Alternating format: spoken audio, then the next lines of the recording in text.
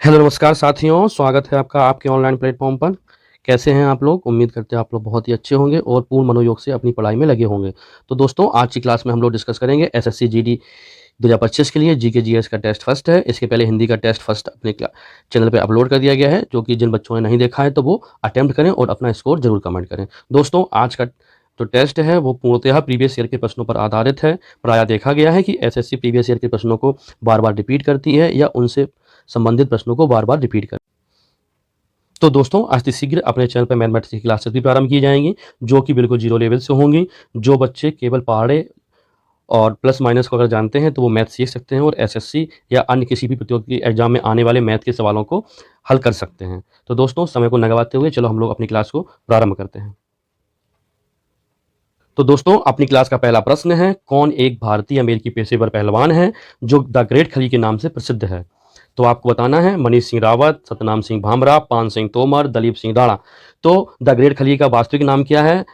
दलीप सिंह राणा, जो कि WWE की तरफ से कुश्ती लड़ते थे। तो आपको याद रखना है। चलिए, अपनी क्लास का अगला प्रश्न है, 18वीं शताब्दी के भारतीय युद्धों के संदर्भ में पैदल सेना के सैनिकों द्वारा इस्तेमाल की जाने वाली भारी बंदूक को निम्न में से क्या कहा जाता था? तो दोस्तों, उस बंदूक को मस्कट कहा जाता था। क्या कहा जाता था? मस्कट। यह एक आग्नेय अस्त्र था, इसको मस्कट बोलते थे। चलिए दोस्तों, अपनी क्लास का अगला प्रश्न है,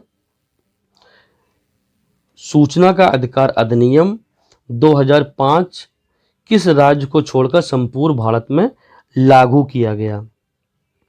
तो आप अपने उत्तर को गैस कीजिए दोस्तों। तो सूचना का अधिकार अधिनियम जो है अक्टूबर 2005 में लागू हुआ था। अक्टूबर 2005 में लागू किया गया था। यह जम्मू कश्मीर राज्य को छोड़कर संपूर्ण भारत के राज्यों में लागू किया गया था। आपको जम्मू कश्मीर के संबंध में एक प्रश्न और जो कि कई बार पूछा गया है कि जम्मू कश्मीर को अभी हाल ही में किस डेट को 2 केंद्र शासित प्रदेशों में विभक्त कर दिया गया? तो 31 अक्टूबर 2019 को जम्मू कश्मीर को 2 केंद्र शासित प्रदेश कौन कौन से थे दोस्तों? JNK, Jammu and Kashmir, and second Ladakh. तो आपको याद रखना है।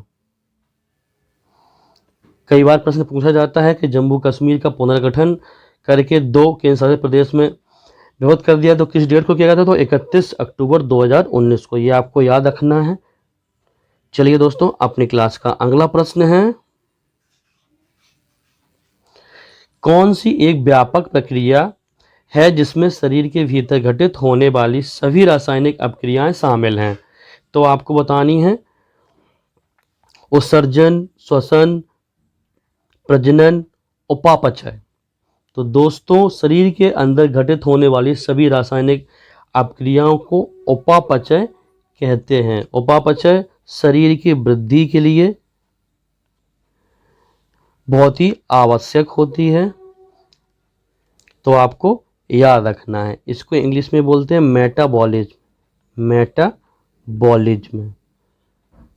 तो कौन सी प्रक्रिया जो शरीर के अंदर घटित होती है जो रासायनिक अपक्रिया में शामिल है? तो मेटाबॉलिज्म या उपापचय, जो कि हमारे शरीर की वृद्धि के लिए अति आवश्यक होती है। चलिए दोस्तों, हम लोग अब अगले प्रश्न की ओर चलते हैं। तो आपको बताना है, प्रथम आधुनिक ओलंपिक खेलों की शुरुआत 6 अप्रैल 1896 ब्लैंक प्लेस में हुई थी। तो कहाँ हुई थी? तो ओलंपिक खेलों की शुरुआत एथेंस में, जो कि एथेंस से हुई थी, जो कि यूनान की राजधानी है। एथेंस किसकी राजधानी है? यूनान की राजधानी है। तो ये आपको याद रखना है। और आपको अभी हाल ही में ओलंपिक खेल कहाँ हुए हैं? 2024 में ओलंपिक खेल कहाँ हुए हैं? फ्रांस की राजधानी पेरिस में संपन्न हुए हैं।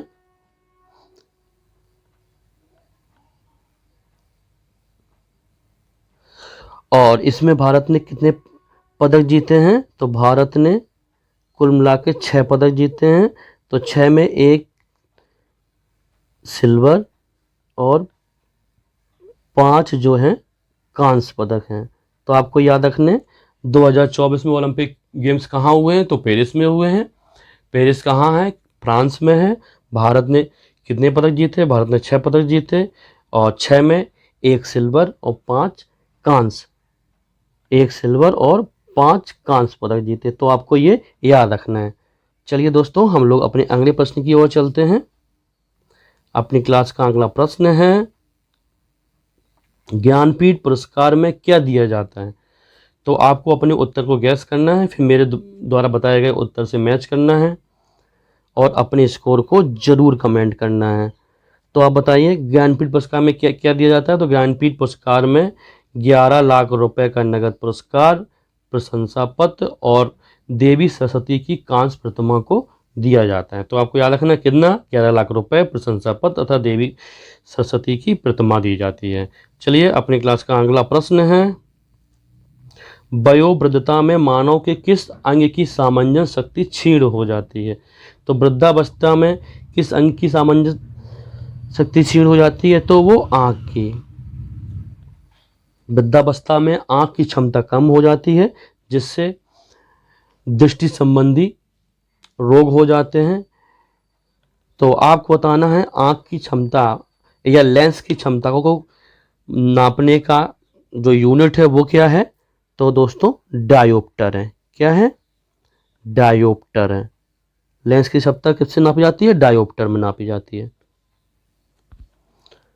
चलिए दोस्तों, अपनी क्लास का अगला प्रश्न है, आप लोगों को अपना आंसर गैस करना है और मेरे द्वारा बताए हुए आंसर से मिलाएं और अपना स्कोर जरूर कमेंट करें। कोल्ला नालू नृत्य का प्रदर्शन निम्न में से किस राज्य में किया जाता है?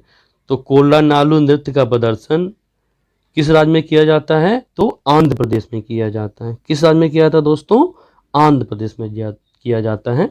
दोस्तों, नृत्य से संबंधित मैंने देखा है कि मैक्सिमम जो सेट्स होते हैं उनमें एक क्वेश्चन जरूर आता है। तो आपको इम्पोर्टेंट जो भी नृत्य हैं वो आपको याद रखना है दोस्तों। तो उड़ीसा का सबसे फेमस नृत्य कौन सा है? ओडिसी। कौन सा है? ओडिसी। तो ये आपको याद रखना है। केरल का कौन सा है?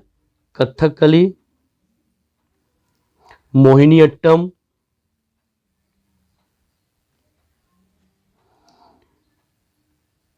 अट्टम और तमिलनाडु का भरतनाट्यम। कौन सा दोस्तों? भरतनाट्यम। तो ये आपको याद रखना है क्योंकि परीक्षा में इससे संबंधित प्रश्न जरूर पूछे जाते हैं। चलिए दोस्तों, हम लोग चलते हैं अपने अगले प्रश्न की ओर। अगला प्रश्न है, 1920 के दशक की शुरुआत में एक उग्रवादी गुरिल्ला आंदोलन आंध्र प्रदेश की ब्लैंक प्लेस पहाड़ियों में फैल गया था। तो ये आपको बताना है, तो ये किस पहाड़ियों में फैल गया था? तो इसका आंसर होगा गुडेम। अरे दोस्तों, ऑप्शन ऊपर नीचे हो गए हैं, लेकिन इसका आंसर होगा गुडेम। तो आंध्र प्रदेश की गुडेम पहाड़ियों में फैल गया था। दोस्तों, कभी कभी इस प्रकार के फैक्चुअल क्वेश्चन पूछ दिए जाते हैं, तो ये आपको याद रखना है। चलिए चलते हैं अगले प्रश्न की ओर। पंजाब का निम्नलिखित में से कौन सा त्योहार पारंपरिक रूप से रबी फसलों की कटाई से संबंधित है? तो आपको बताना है रबी फसलों की कटाई से संबंधित कौन सा त्योहार है? तो बैसाखी। बैसाखी पंजाब का त्योहार है जो रबी की फसलों से संबंधित है।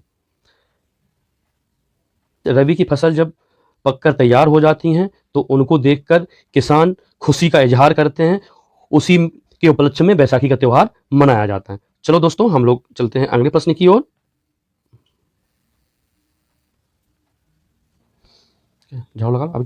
तो दोस्तों, अपनी क्लास का अगला प्रश्न है, पंजाब का निम्न में से कौन सा त्योहार पारंपरिक रूप से रबी फसलों की कटाई से संबंधित है?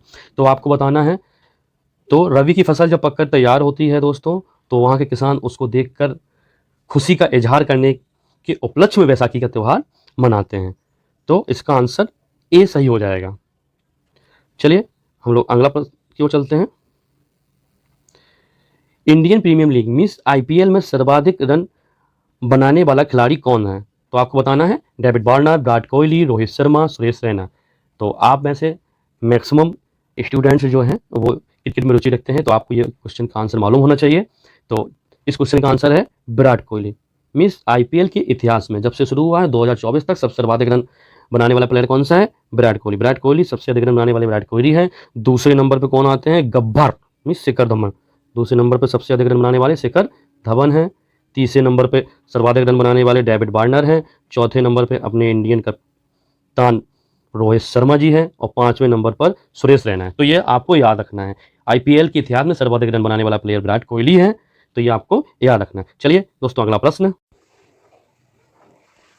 दोस्तों अपना अगला प्रश्न है, व्योममित्र जो जनवरी 2020 में खबरों में आया एक है। तो व्योममित्र क्या है? व्योममित्र इसरो भारतीय अंतरिक्ष अनुसंधान संस्थान द्वारा विकसित पहला महिला ह्यूमनॉइड रोबोट है। कौन सा है?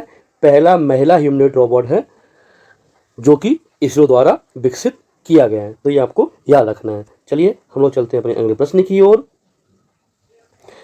अपनी क्लास का अगला प्रश्न है, दिल्ली के सुल्तानों के शासनकाल के दौरान एक पांडुलिपि तैयार करने के लिए 4 चरण आवश्यक होते थे। निम्न में से कौन सा चरण आवश्यक या उनमें से एक नहीं है? तो आपको इसका आंसर देना है मीन्स पाठ को संपादित करना, ऑप्शन सी। तो पांडुलिपि तैयार करने के में 4 चरण होते थे, उनमें ऑप्शन सी पाठ को संपादित करना चरण उनमें से एक नहीं है। तो ये आपको याद रखना है। चलिए दोस्तों हम लोग चलते हैं अपने अगले प्रश्न की ओर। हम अपनी क्लास का अगला प्रश्न है, अशोक चक्र से सम्मानित होने वाली प्रथम भारतीय महिला कौन है? तो ये आपको बताना है। तो अशोक चक्र से सम्मानित होने वाली प्रथम भारतीय महिला नीरजा भनोट हैं।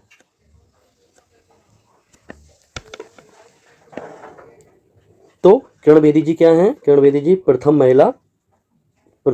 महिला आईपीएस थी।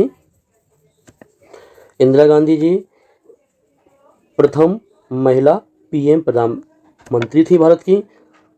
और सरोजिनी नायडू प्रथम महिला राज्यपाल थी। और ये किस राज्य की राज्यपाल थी? तो अपने प्यारे उत्तर प्रदेश की राज्यपाल थी। चलिए अपनी क्लास का अगला प्रश्न है, निम्न में से भारत में निम्नलिखित में से किस राज्य में सोने के भंडार हैं? तो आपको बताना है भारत के किस राज्य में सोने के भंडार हैं। तो ये तो सभी लोग जानते हैं, तो कर्नाटक में सब सर्वाधिक सोने के भंडार भारत में कहाँ हैं? कर्नाटक में हैं। और अभी हाल में ही बिहार में भी सोने के भंडार की खोज की गई है, लेकिन अभी वहाँ से कोई भी उत्खनन नहीं हो पाया है। तो दोस्तों भारत में फिलहाल में कर्नाटक में ही सोने के भंडार हैं। चलिए अपना अगला प्रश्न है, निम्नलिखित में से कौन सा पदार्थ का एक उदाहरण नहीं है? तो दोस्तों आपको बताना है कौन सा पदार्थ का एक उदाहरण नहीं है। तो दोस्तों पदार्थ क्या होता है? जिसका अपना स्वयं का क्या हो, जिसका अपना क्या हो, आयतन हो और द्रव्यमान हो। आयतन भी हो और द्रव्यमान भी हो, उससे हम पदार्थ मान सकते हैं। तो आपको मालूम ही है पदार्थ की 3 अवस्थाएं होती हैं, ठोस, द्रव्य और गैस। तो जिसका आयतन भी और द्रव्यमान भी, बादल का आयतन भी होता है और द्रव्यमान भी होता है। आग का कुछ आयतन तो होता ही होता है, कुछ न कुछ तो द्रव्यमान होता ही है। बारिश की बूंदें भी, उनका आयतन भी होता है, द्रव्यमान भी होता है। गुरुत्व क्या है? गुरुत्व एक बल है जिससे पृथ्वी किसी वस्तु को अपनी ओर आकर्षित करती है। तो इसका आंसर कौन सा करेक्ट रहेगा दोस्तों? B is the correct answer. चलिए हम लोग अपने अगले प्रश्न की ओर चलते हैं। निम्नलिखित में से कौन पूर्वी बंगाल के एक वकील थे जो असहयोग आंदोलन में विशेष रूप से सक्रिय थे? तो आपको बताना है पूर्वी बंगाल के कौन से वकील थे जो असहयोग आंदोलन में पूर्णतया सक्रिय थे। तो आपने अपना उत्तर गैस कर लिया। तो आपको मालूम ही है चित्तरंजन दास। कौन थे? चित्तरंजन दास। चित्तरंजन दास जी क्या थे? पूर्वी बंगाल के एक वकील थे जिन्होंने असहयोग आंदोलन में विशेष रूप से अपनी भूमिका निभाई थी। आपको यह भी बताना है इनका उपनाम, किस उपनाम से ये प्रसिद्ध हैं? तो ये देशबंधु के उपनाम से प्रसिद्ध हैं। किस नाम से प्रसिद्ध हैं? देशबंधु के उपनाम से। देशबंधु का मतलब क्या होता है दोस्तों? देश के मित्र। क्या होता है? देश के मित्र। चलिए हम लोग चलते हैं अपने अगले प्रश्न की ओर।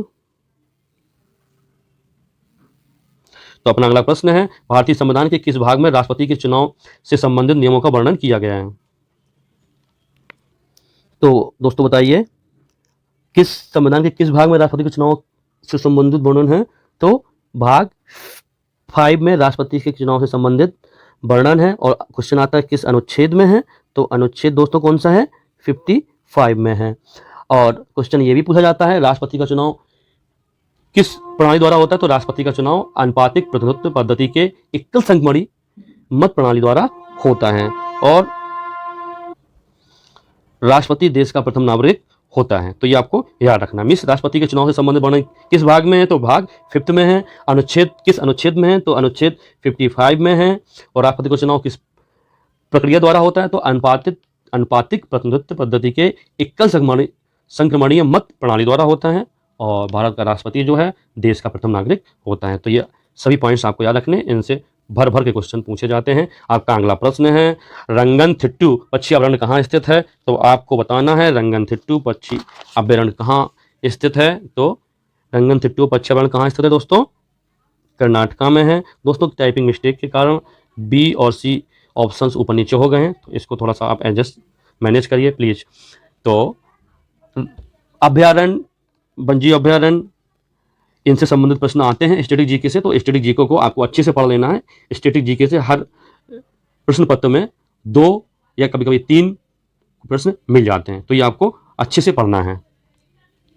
चलिए दोस्तों, आपके क्लास का अगला प्रश्न है, अपना अगला प्रश्न है जीडीपी अपस्फीति कारक को मूल अपस्फीति कारक भी कहा जाता है। मीन्स कौन सा मूल अपस्फीति कारक कहा जाता है, तो अंतर्निहित मूल अपस्फीति कारक कहा जाता है। मुद्रास्फीति का आकलन करने में भी इसका प्रयोग किया जाता है। किसमें, मुद्रास्फीति के आकलन करने में भी इसका प्रयोग किया जाता है, तो ये आपको याद रखना है। अपनी क्लास का अगला प्रश्न है जीडीपी का प्रमुख उपयोग कहाँ किया जाता है, तो जीडीपी का प्रमुख उपयोग किसी भी देश की अर्थव्यवस्था की स्थिति के आकलन करने के लिए किया जाता है, तो ये आपको याद रखना है। तो दोस्तों ये रहे अपने आज के प्रश्न, आप अपने स्कोर को जरूर कमेंट करें। तो एसएससी जीडी के प्रत्येक सेक्शन में 25 प्रश्न आते हैं, इसमें आपको 21 प्रश्न मिले, जो कि 4 प्रश्न कम हैं वो करंट अफेयर्स से संबंधित थे। तो मैं करंट अफेयर्स के सभी प्रश्नों उससे संबंधित जो भी प्रश्न वर्तमान करंट अफेयर्स के आ सकते हैं उनको लास्ट में जब एग्जाम आपका होगा उसके पहले कंप्लीट करवा दूंगा। तो दोस्तों आज के प्रश्न और मेरे द्वारा बताए गए व्याख्या आपको कैसी लगी, आप कमेंट में ज़रूर बताएं। यदि आपको मेरे द्वारा दिया गया कंटेंट अच्छा लगा हो तो वीडियो को लाइक करें, अपने छोटे भाई बहनों के बीच में शेयर करें, और अभी तक अगर चैनल को आपने सब्सक्राइब नहीं किया है तो चैनल को सब्सक्राइब करें। और आपको वीडियो देखने के लिए बहुत बहुत धन्यवाद, बने रहें।